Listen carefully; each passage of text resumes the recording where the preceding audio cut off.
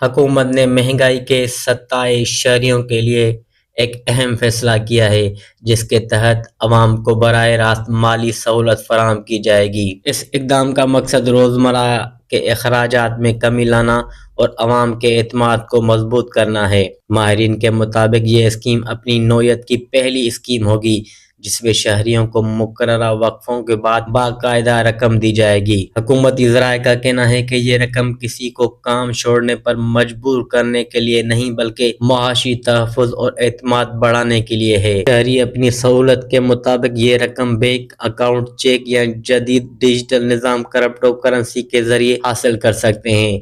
حکومت نے یہ بھی واضح کیا ہے کہ کوئی شہری اس سہولت سے محروم نہ رہے۔ سربراہ خزانہ کے مطابق ملک میں مہنگائی بڑھ رہی تھی اور شہری بہتر مستقبل کے لیے ملک چھوڑنے لگے تھے، اسی لیے سماجی تحفظ کو یقینی بنانے کے لیے یہ اقدام اٹھایا گیا۔ اس اسکیم کے لیے ایک خصوصی ٹرسٹ فنڈ قائم کیا گیا ہے جس کے اثاثے اربوں ڈالرز میں ہیں۔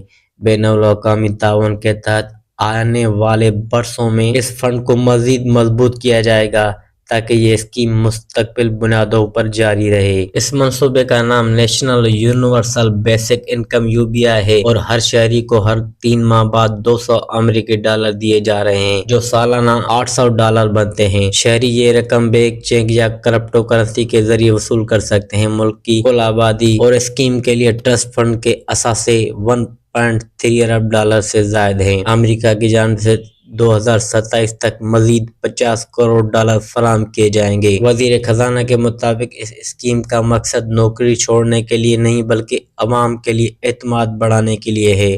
یہ اسکیم جزائر پر مشتمل ملک مارشل آئلینڈ میں نافذ کی گئی ہے۔